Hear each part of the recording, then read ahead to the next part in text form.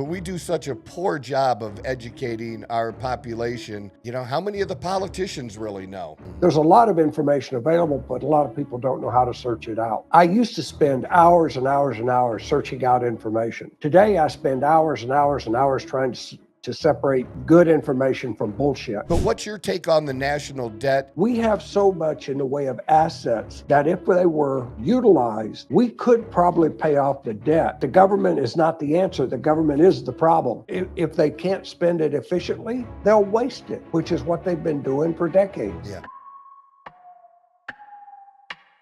This doesn't end well unless it ends.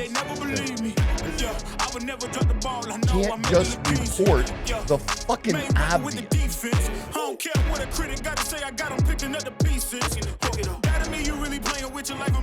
Just a motherfucking jump. Just go. This is the Outlaw Apostle Podcast. I'm your host, Troy Neff. I'm the fucking guy and the other fucking guy in the room doing all the work. Did a lot to put this together. Hopefully this pays dividends far into the future as well.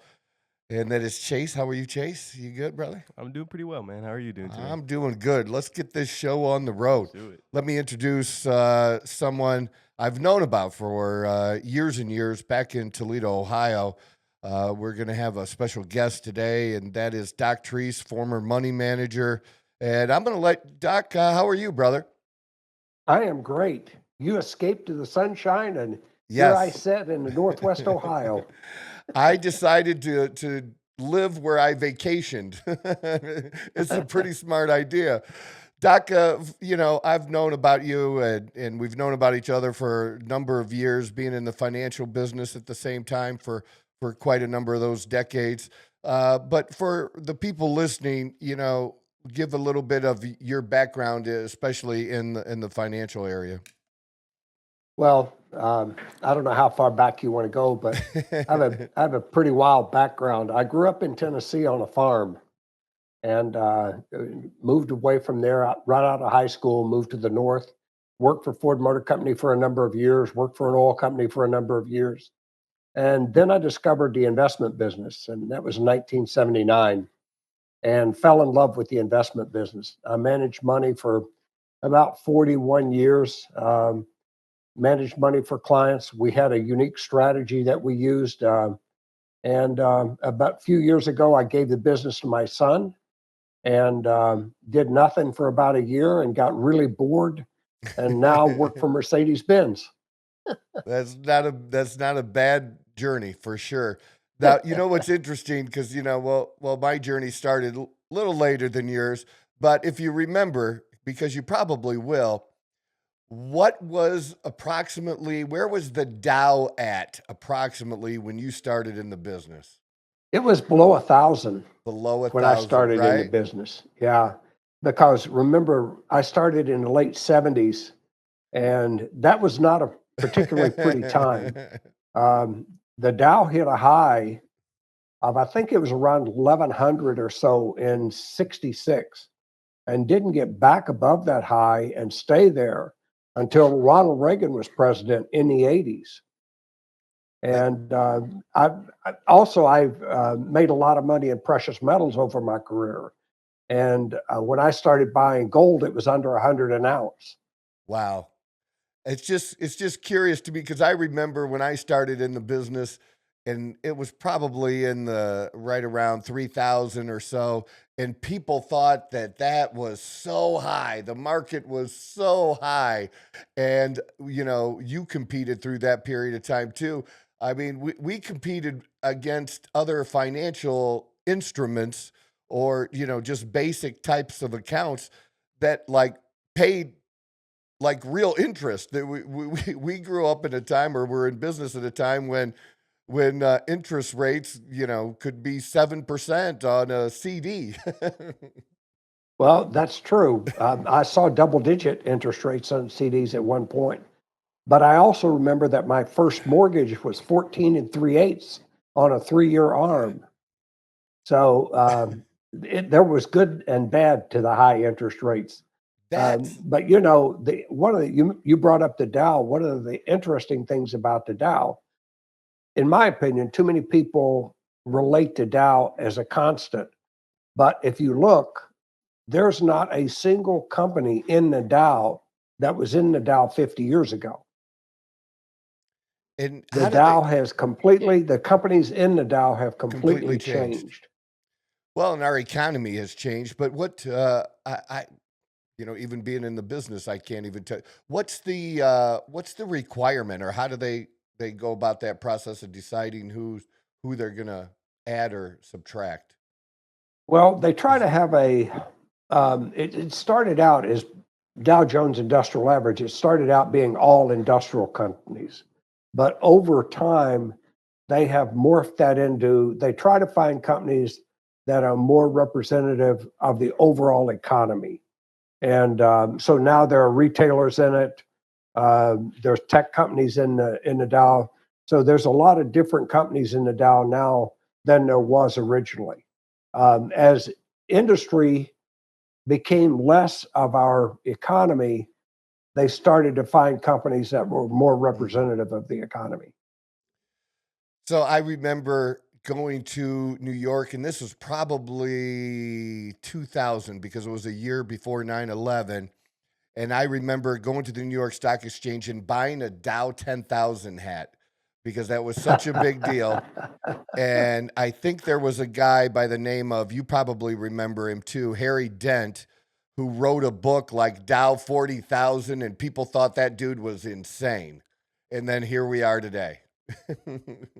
Well, that's true. There's a lot of things that go into that. One is if you adjust it for inflation, the growth hasn't been quite as spectacular as it has been if you just look at the raw numbers. But it does seem to fairly well represent the Dow represents the economy fairly well, although it's become less and less so as the high tech companies. A lot of them have chosen not to go into the Dow, but are instead traded on the NASDAQ. And so the NASDAQ has become much more representative of the tech industry or the up and coming industries. Although if you went there in 2000, you probably remember the dot-com bubble burst I was in right there. 2000. Yeah, I was right there. Yes, all of And those and do you by companies. chance know how long it took the NASDAQ to get back to its old peak? It was at least over 10 years. If I remember correctly, it was 15 years. There you go. Yeah, that was So something else. I guess the key takeaway is that markets go up and markets go down, and they spend more time going up than they do going down. But the downside is much more vicious. It's Mhm. typically corrections happen quickly, but then we start another cycle. And so if you probably only about 20% of the time does the market go down. 80% of the time it goes up. But that 20% can be devastating if it's a big correction and lasts a long time. I think the other problem that we have is because we don't do any financial education in our school systems, for regular people, from, junior high to high school, that, and then people, most people now have, unlike my parents, most people have some access to stocks and bonds through mutual funds, through their employer, through their 401ks, and they don't really have any real knowledge of it.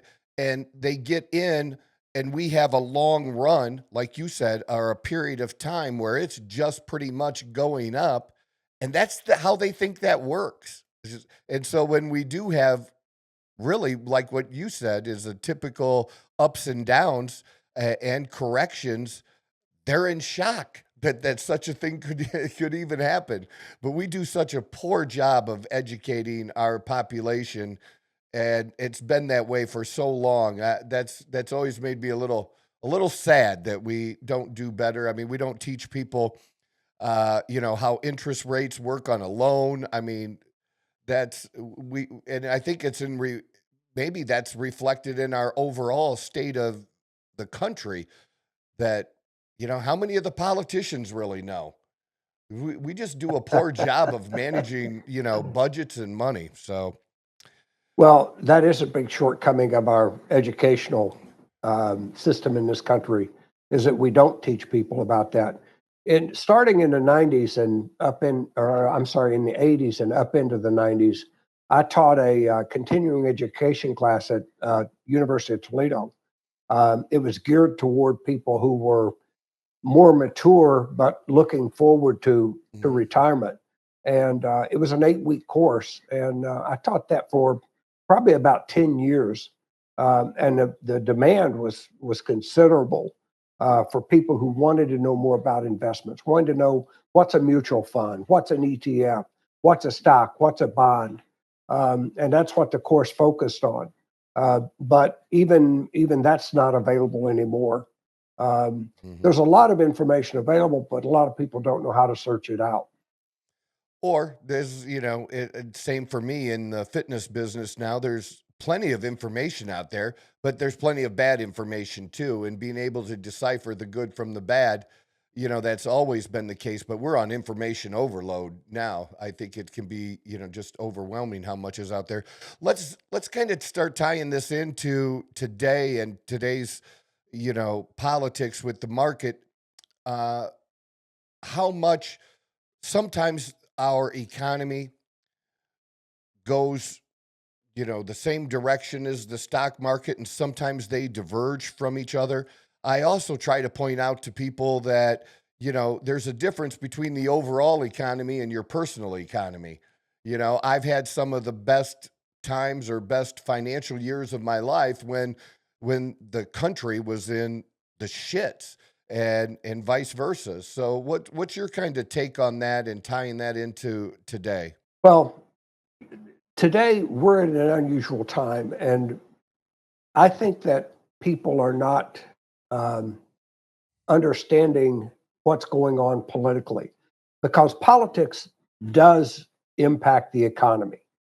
But one other thing that you just said about information overload, I used to spend hours and hours and hours searching out information.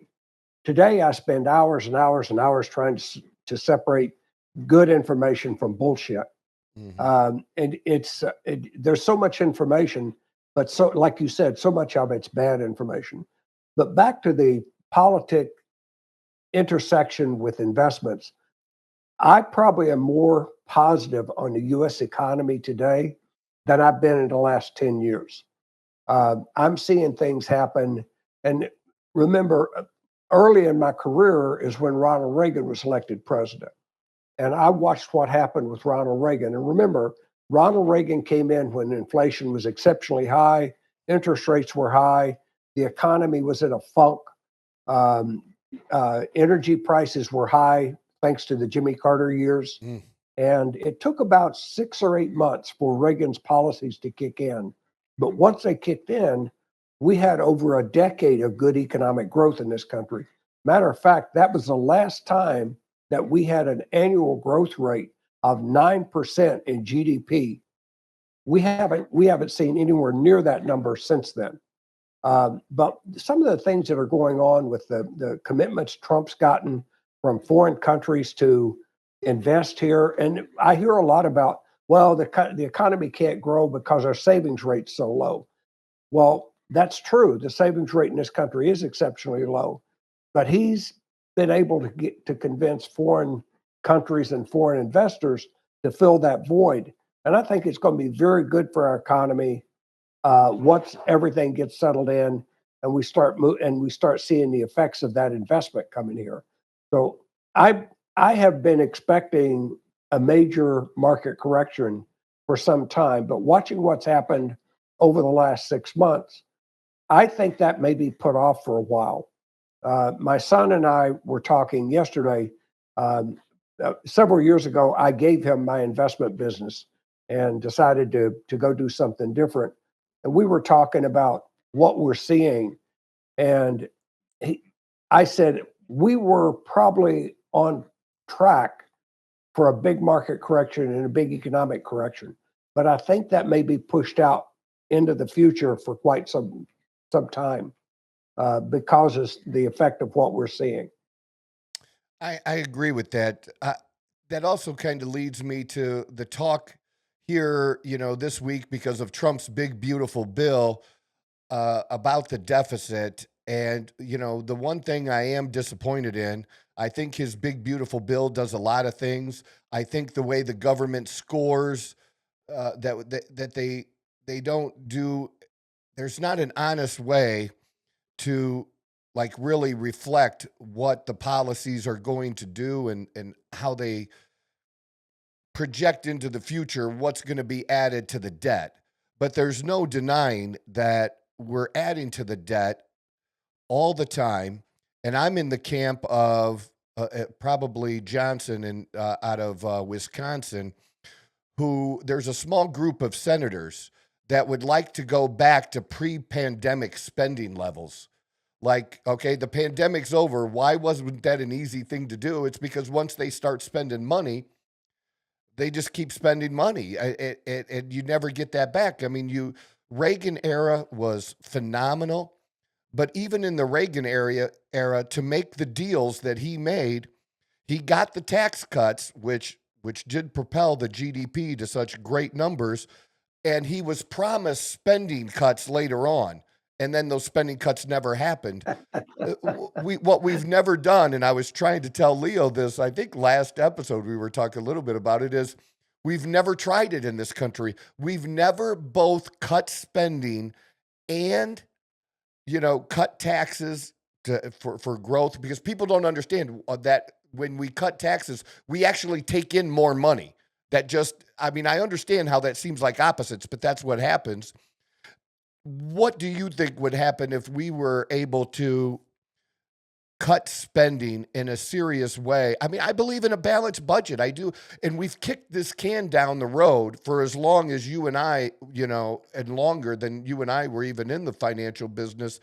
And it's almost like a little bit, I heard somebody describe it like climate change, where I'm not, the believer in man-made climate change or that it makes a difference, but we were told there was going to be this doomsday down the road, and that it was going to be in 5 years or 10 years. And then that time comes and nothing happens. And then and that's kind of the same thing with the deficit. We keep saying the debt, not the deficit, the debt that. Well, you can grow your way out of it if you stop the fraudulent and misspending of money. I just read an article yesterday. In the last decade, the government has paid out $1 trillion to people for Medicaid that did not qualify. $1 trillion. Now, if you took that $1 trillion out of our debt and certainly out of our deficit, where would we be? It would be a different world. But you're right. When government scores these packages, they've never been right on their score yet on one of them. So I totally set that aside. That's part of that bullshit I don't pay any attention Right. to, is how they score stuff. But if I believe that if we cut out the stuff that we should not be spending money on, whether it's fraud or theft or whatever else, we'd probably have a balanced budget. We still have the debt, but we have a balanced budget. There are ways to take care of it. You're right. It's never happened, and it never happened because the politicians don't want it to happen, because they find ways to pay off their friends and other things with it. But it's kind of like we get told that things can't happen. In Jimmy Carter's days, we were told that we'd run out of oil in 7 to 10 years. And today we have more oil than we've ever had. I read an article back when I was doing a radio show here in Toledo, in an area called the Green River Basin, which is at the Four Corners, just north of where you're at in Arizona. The Green River Basin is an area that is owned by the government, and they have never drilled an oil well in that basin, but they have drilled exploratory wells to see how much is there. And the analysis was that there's more oil in the Green River Basin than there is in the rest of the world combined. Wow. And we're sitting on it, and we don't produce it because the government won't let them drill a well there. we have so much in the way of assets in this country that if they were utilized, we could probably pay off the debt out of that excess money that could be created, and probably do away with income taxes too. You have to remember, the most productive period of time in this nation's history was from about 1880 to about 1910. That was the most productive time. That's when steel was coming into play. It's when John D. Rockefeller was developing oil and uses for oil. That's when the mechanization of industry was coming on. And there was no income tax. So how were we so profitable with no income tax? And the government was funded strictly through tariffs at that time. And people somehow think that they can't do anything unless the government does it. And I subscribe to Ronald Reagan's saying that, that the government is not the answer. The government is the problem. And I still believe that. But we can pay off our debt if we utilize our assets properly. And Trump's the only guy I've ever heard talk about doing that. Yeah, he is, but I don't see it really reflected in this current bill. And I know that Congress is so divided that's very difficult with the things they're able to do. And the other thing, going back to just, we talked about education and how bad the education is. People do. I if I had hair, I don't have hair. My sympathies. I'm bald by choice. I have nice hair. I just choose to cut it off. You're listening to the Outlaw Apostle Podcast. I'm your host, Troy Neff. I'm the fucking guy, and this fucking guy needs you to do me just a couple of favors. We need you to hit the share button. We need you to hit the subscribe button. And like as well, but the share button's big for us, people. Share the show with a friend. We'll be eternally grateful. Have a great week. God bless.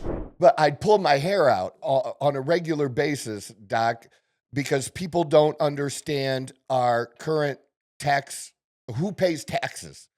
Because the truth is, the bottom 50% pays barely over 2% of all the taxes. And the bottom 50% make about $53,000 a year or less. So, and that's a pretty significant group of people. The poor, nobody's stealing from the poor because they've got nothing to steal. The rich are not stealing from them. Maybe go into that a little bit about who actually pays the taxes, because that relates in this, because we're getting the bombardment from the left again. Trump's just paying off the rich. And Trump has been more pro-working class than any president ever, based on his policies that he's implemented. And that includes the tariffs you were talking about. That's why the unions are reluctantly loving him. But they are, because those policies are pro-union policies for the UAW, for the Teamsters, for the steel workers. What are your thoughts on that? Well, I would say this. I'm not sure the unions love him, but the union workers love him. And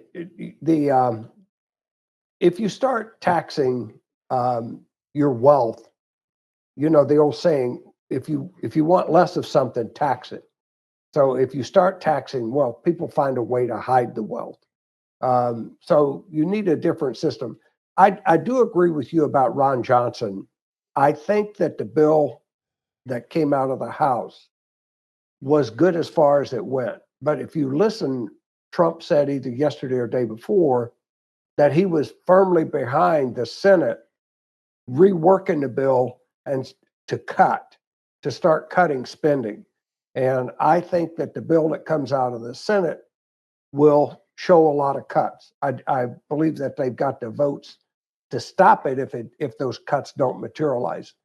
But again, it's the politicians who are, I guess, standing in the way, at least some politicians. But I also heard someone speak the other day that said they were new to Congress. They'd just been elected.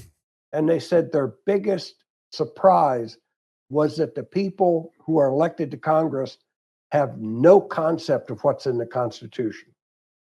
They've never read it. They don't know anything about it. They've never studied it. And yet they're there supposedly to defend the Constitution, but they don't know it. And so they go about doing, in some cases, what they think's good. In some cases, it's self-serving, but they don't know what this country stands for. But I think we're moving in a direction that's going to be a positive direction. From what I'm hearing, a lot of the younger people, the 18 to 25 crowd, is becoming much more conservative than the generation that was in front of them. And so the pendulum swings. The pendulum always swings. And I think we're swinging back in the right direction to correct some of these problems that we've had in our country. And we still have the ability, if we have the willpower, to correct things. But that takes, I think, it takes us to push these guys in that direction. Hopefully that's the case. And I think it's also a reflection that people care more about, the economic policies than they do the social shit that's going on. And they're tired of hearing, this. We're spending way too much time on boys dressing up as girls, trying to play girls' sports. And it's an issue. I'm a girl dad. I am not in favor of that kind of stuff. But that what I'm saying is that's become the definition of the liberals and the Democrats now. That's how they identify. They used to be about free speech and anti-war and, the working man. But Trump has taken over the party from the elites, the neocons, and I was there once. I supported those guys back in the 90s. But as I've gotten older and seen the results of the wars that we've had in Iraq and Afghanistan and trying to change these other countries to, regime change and make them democratic countries, none of it's worked. We've spent billions and trillions of dollars and none of it's worked. I want to leave other people the fuck alone and just do our own shit. I wholeheartedly agree with you. I subscribe to the Monroe Doctrine, and I guarantee you that probably 3/4 of people in Congress don't know what the Monroe Doctrine is. But it basically says if it doesn't happen in the Northwest Hemisphere, forget about it. It's not our problem. Right. And we spend a lot of money over there. And again, it goes back to spending money. Where's the money go? We're spending it somewhere. And that's a big portion of it. But back to the demographic thing that you bring up. We see societies go through what we're going through to some extent back throughout history. And it's showing up in a number of places. It's showing up in testosterone levels, in reproductive levels. Yes. In right now, our reproducing our general population, we are not at sustainable levels. We're at only 1.6 children per female, and you got to be above 2 to maintain your population. And we're not there. And you can go back and look at Japan in the near-term history and other civilizations further back. When they fall below replacement levels, you end up with bad economics. And it's partially because testosterone levels in men have fallen to unbelievable levels. Dramatically. I think that's probably what causes a lot of men to think they want to be women, is because of that. But I, in a conversation with someone else, I said, listen, I am pro-immigration because where our population growth is at, if we don't have immigration, we're going to have economic problems. That's the one thing that we have not addressed. But it's got to be legal immigration. We cannot tolerate just anybody coming in. But if we had legal immigration, that would at least make up the deficit in our population, because that's the one thing that does bother me, is what's going to happen if we don't get that reversed. Now, thanks to the new people in Hegstaff, I guess, head of the military, they're starting to see men sign up for the military again. And I think that will change things as far as how men see themselves if that continues. And I think it probably will. That's a good point. And that's what I do for a living now is fix men's testosterone levels. So I'm right there in the game. And I'm all for the legal immigration and redoing our system and making it, easier for qualified people who are good people to come into the country. I fully support that as well. We do have another issue with that, though, is, some of the people that we're bringing in are not, they're not joining the melting pot. They're bringing, it's okay to bring your culture with you, but to a certain point, you need to adapt to the American culture and becoming an American. Otherwise, we are going to have problems like we just had in Washington, D.C. with the radical Islamist terrorists killing, 2 Jews outside of that event that they held. So, like, who we're bringing in and how we're bringing them in and getting people to assimilate, I don't know how we address that, but that does need to be part of the equation of the immigration that you were talking about. Well, you're absolutely right. We need to look at immigration in a different manner. People used to come to America because they wanted to be Americans. Now they come to America because they want to live off of the government. And that has to change. But you can do that by vetting people. You can eliminate that group from coming with a proper immigration system. That's just, we have not had that for a long time. We haven't been bothered by it, but by illegal immigration like we have for the last 4 years. But we need people to come here, but we need the right people to come here who want to work, who want to build a better life for themselves. But don't, as somebody said, don't leave your shithole country to come here to bring your shithole country here. Leave it there. And so but I'm pro-immigration. I say we just have to do it right. Yeah. We say that here in Arizona too. Don't bring your shithole California to Arizona. Leave that stuff in California because we do get a lot of that.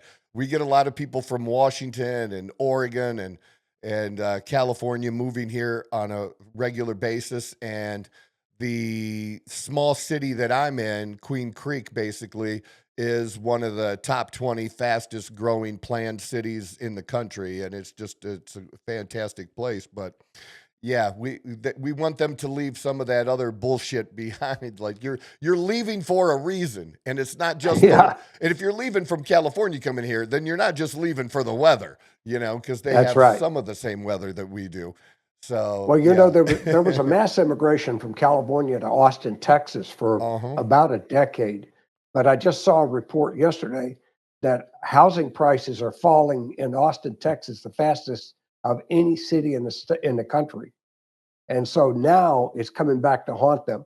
They have the liberals have infiltrated Austin to the point where people who are not of that mindset want nothing to do with it anymore. Yeah. It's become, the inner city of Austin's a liberal hotbed now. But a number of companies, like you said, and a number of billionaires did move to that area. That's for sure. I did bring it up. We didn't kind of get into. I do want you to get to who pays. I want to get into this a little more. Who pays the taxes? From the top 1%, 10%, 20%. Who's really paying the taxes in this country?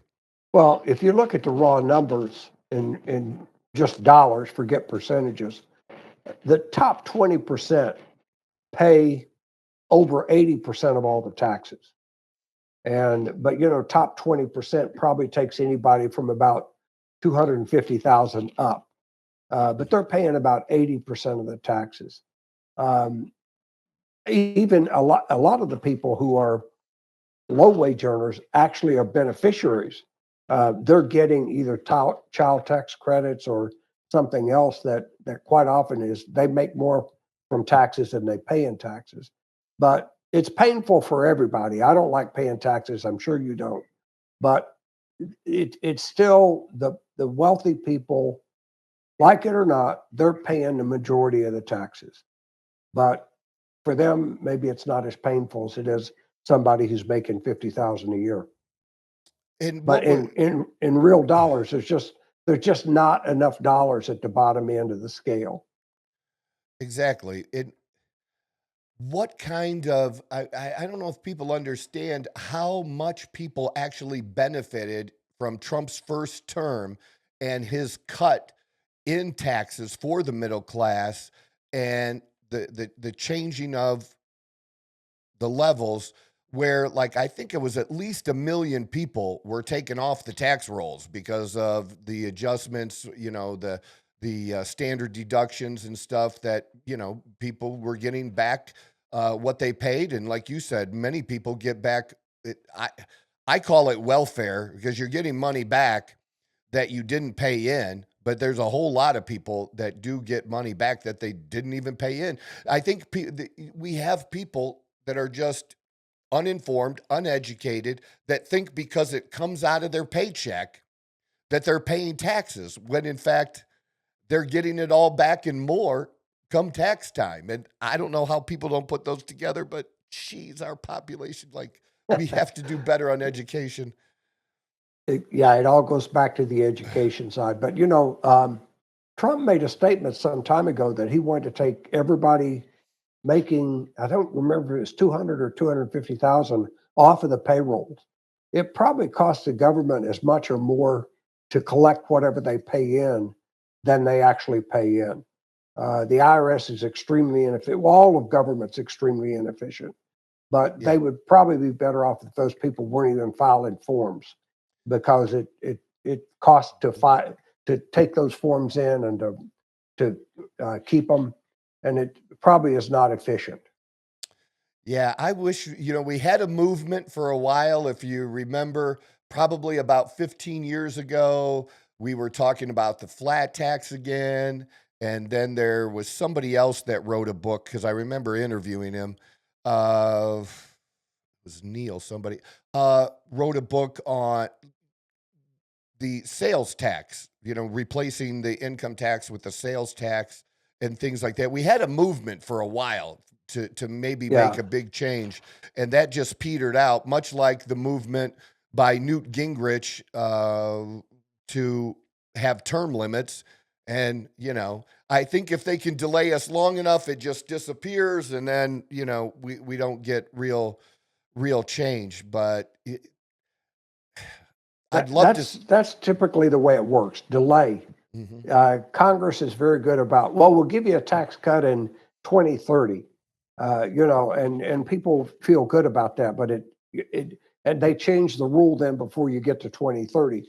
But in my opinion, and this is not based on any research except knowing the magnitude of the assets that the government owns.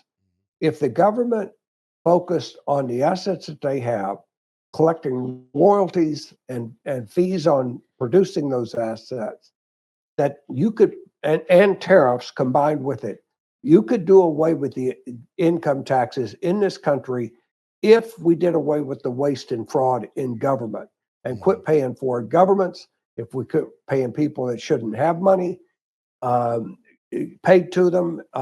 If government actually just paid for the things that they should be paid for, we don't need anywhere the size budget that we have. Yeah, I 100% agree with that. Since we brought up tariffs again, what's your thought on the tariffs? Or people, it's presented like everybody that whatever the increase in the tariff is, that 100% of the tariff is passed on to the consumer, but that's just not the case, right? No, it's not the case. In a lot of cases, the producer or the importer decides to eat the tariff. or at least a big portion of it, in order to maintain market share. So it's not.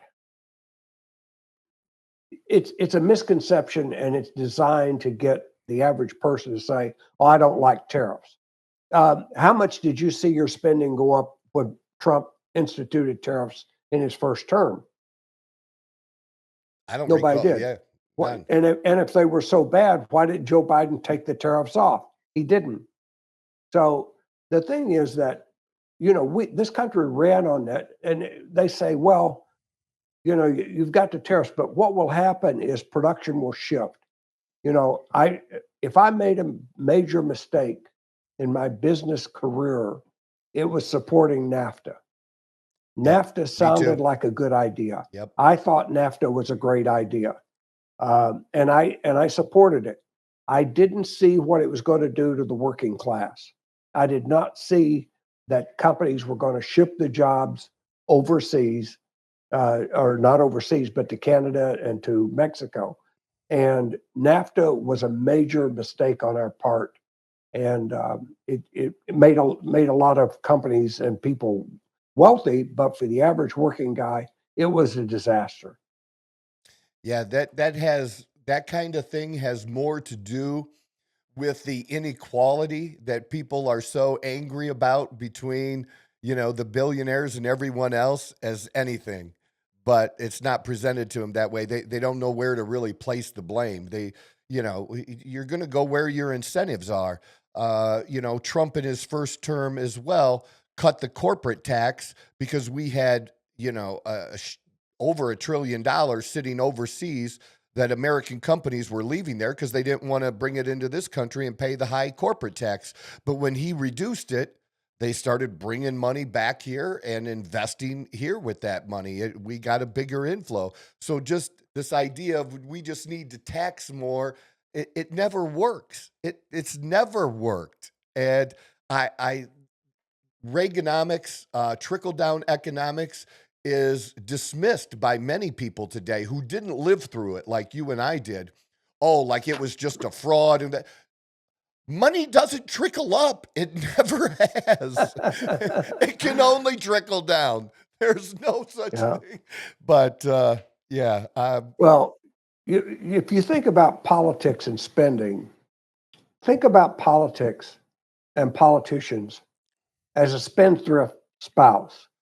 It doesn't matter how much you make. If you have a spendthrift spouse, they will spend it all plus whatever they can put on a credit card. And that's what we have with politicians. It doesn't matter how much you give them, they will spend it all plus whatever you allow them to spend. And if they can't spend it efficiently, they'll waste it, which is what they've been doing for decades. Yeah. Well, because it at least buys them votes or influence or gets them money back or through the corruption or however they do that. What are your thoughts on the president has been pushing for a little while, and now it's become a little bit more forceful with a few other voices in the administration that where we're at right now do you think right now would be a good time for the Federal Reserve to at least make some cuts in interest rates, or what are your thoughts on that? Well, I think, first off, don't think that the Federal Reserve is a friend of Donald Trump or the conservative movement. And the Federal Reserve is nothing federal about it. It's a private corporation that's owned by the banks. And its total objective is to keep the banks profitable. So don't look at it as something that's good for us. I don't think the Federal Reserve should be allowed to set interest rates. I think interest rates should be set by the market. And it was for years and years and years. And the thing is, the market will set rates at where they need to be set based on risk reward. And the Fed doesn't need to artificially be setting rates, in my opinion. So if rates were set by the market, I believe today rates would be somewhere in the 3.5% range. I think that's what justifies I think that's what the economy justifies. But as long as the government keeps borrowing money, rates will stay higher than they should be. If we could ever get to a balanced budget where the government's not borrowing money, you'd see interest rates in the low single digits, and they'd be there for a long, long time. Well, I believe they have a lot of debt coming up to refinance, and I don't care what side you're on, you should be on the side of refinancing that at a lower rate. That seems like a pretty smart idea for us because of the interest becoming such a big part of our budget. I mean, that's uh, we have so much that we don't control now because we don't control, the biggest portion of our budget, which we say is mandatory because of different programs we've put in place that are entitlement programs. And how dare we talk about entitlement programs? And then what we do control is so small that we can't possibly make enough cuts in that without going to the entitlements, can we? You can. You can. I think if you took out what we're paying to foreign governments, because those Yeah, that and the you're waste right. and fraud, that's big bucks. But let's shift gears for just a second. I want to show you. You ask if we could pay off the debt. Hmm. I want to give you an idea of how we could pay off the debt, because some people argue that inflation is just higher prices on goods. Some people argue that inflation is just the government printing money. But inflation is not either of those. Inflation is a ratio. Inflation is a ratio between the amount of money created and the productivity, not GDP, productivity of the economy. If your productivity in the economy is growing at 5%, and you're increasing your money supply by 5%, you have zero inflation. If the economy is growing at 3%, and you increase your money supply at 5%, you have 2% inflation. Now, I can prove this to you by two recent examples. In the banking fiasco in 2008, 2009, the government printed money hand over fist, just like they did during COVID. Hmm. But we didn't have inflation after that. Why? Because the economy started growing. And as the economy started growing, it absorbed that extra money. But in COVID, they printed the same amount of money, but they shut the economy down. They told Right. everybody, go home and stay at home. So productivity went to zero. That's why we had all this inflation during Biden's term. It was because they printed the money and they shut the economy down. Now, if you carry that forward, if we could grow our economy at, let's say, 10%, we could increase the money supply by 10%, but we could use that money to pay down the debt instead of spending it frivolously. And if we did that, I forget, it would take a number of years, but we could eliminate the federal debt using that system, along with using our assets that we have in this country productively to use the money from producing those assets to pay down the debt. So it is possible to do it, but it takes willpower. Right. No, I like that. That's a great explanation. I appreciate that very much. Doc, as we get closer to the end here, what can we talk just shortly? We mentioned immigration.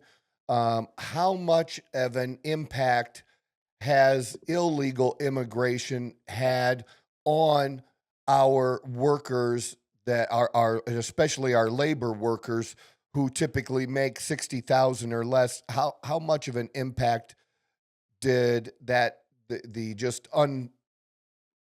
unbridled immigration, the open borders have on that group not seeing, their wages increase? Is that the biggest reason?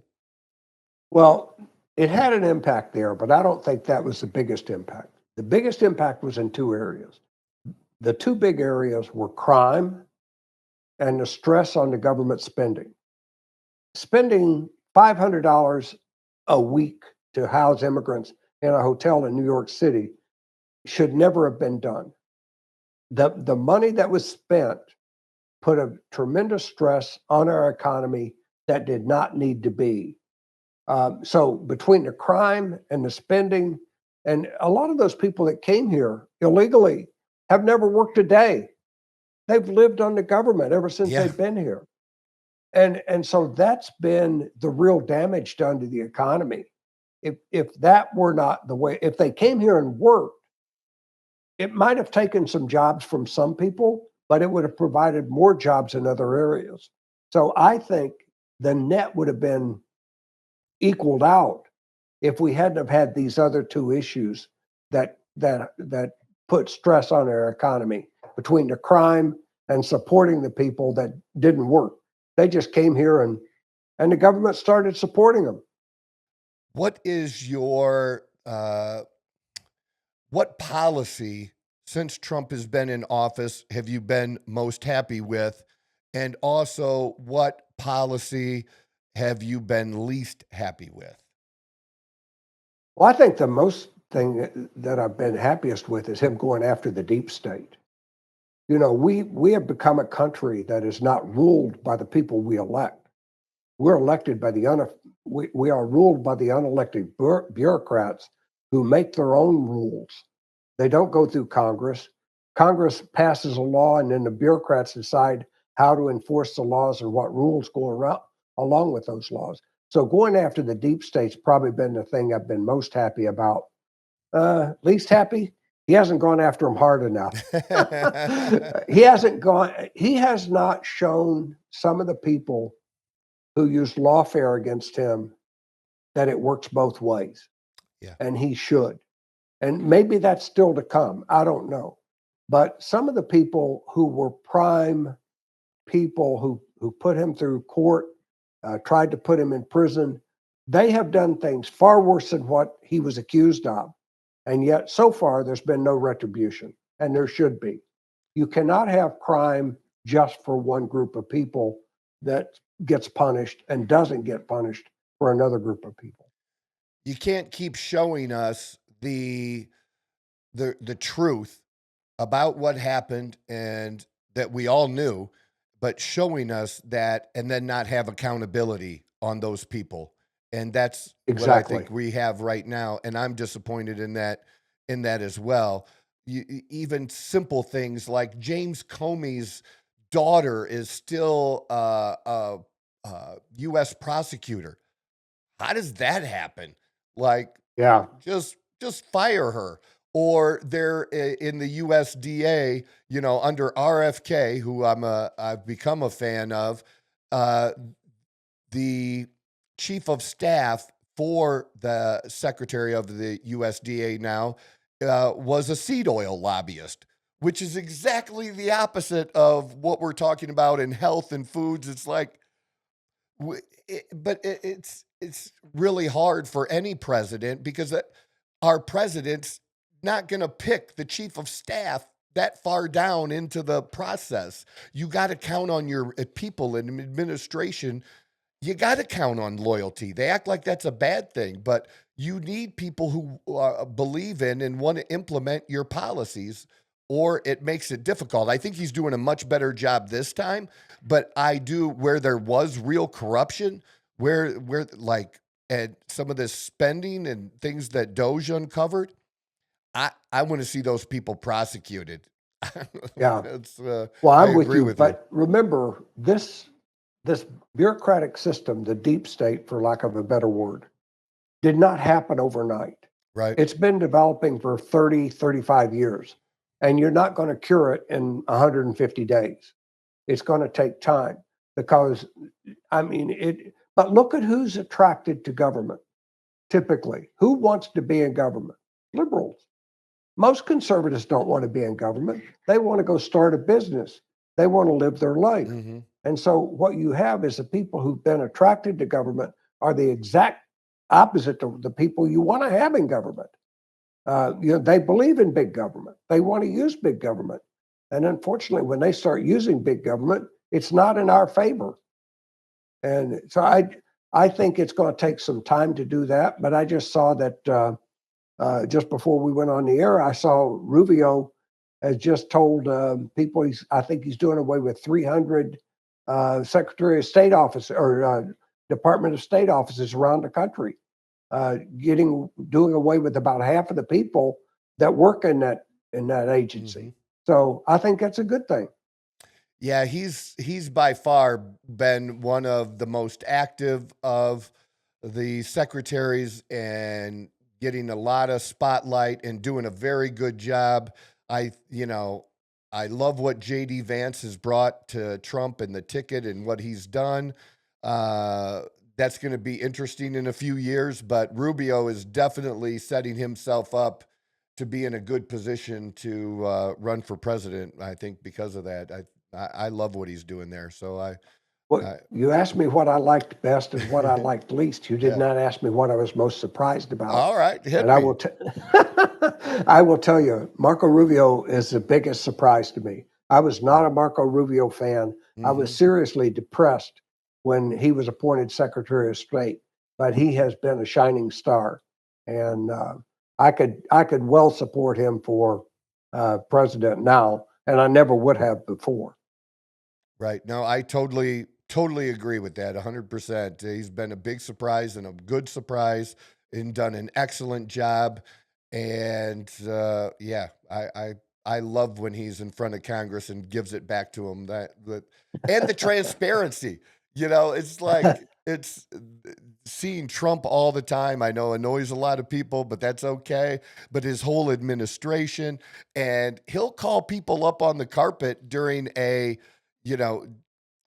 press conference on something, but the reporters ask a question about something else, and if somebody's there from that department, he'll bring them up and make them answer the question. They always have to be ready for that spontaneous stuff.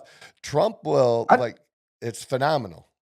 I'll tell you one thing I'm watching with interest is how this whole signing bills and executive orders with the auto pen and pardons.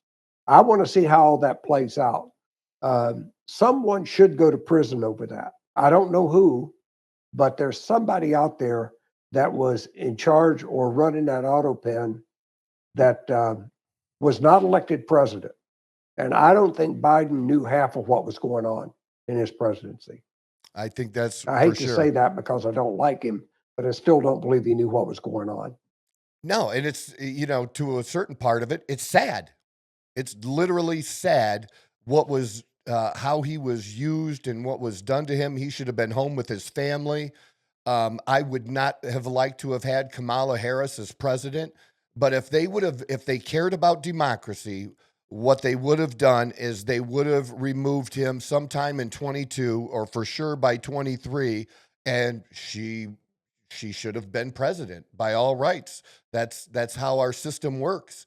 He should have been removed, and they should have been the ones to remove him. That was I agree. The real answer. And I hate to say that, but Doc, I've really super enjoyed this, and I'm gonna put money on that we get to do it again sometime in the future. I thank you for giving us your time today and coming on the program. Thank you so much, Doc. Really.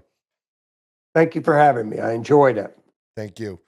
There you go, people. Doc Treece, our guest. This is the Outlaw Apostle Podcast. I'm your host, Troy Neff. I'm the fucking guy. Who knew I would make it this far? They hated, they never believed me. Yeah, I would never drop the ball. I know I make it look easy. Yeah, Mayweather with the defense. I don't care what a critic got to say. I got them picking up the pieces. That to me, you really playing with your life.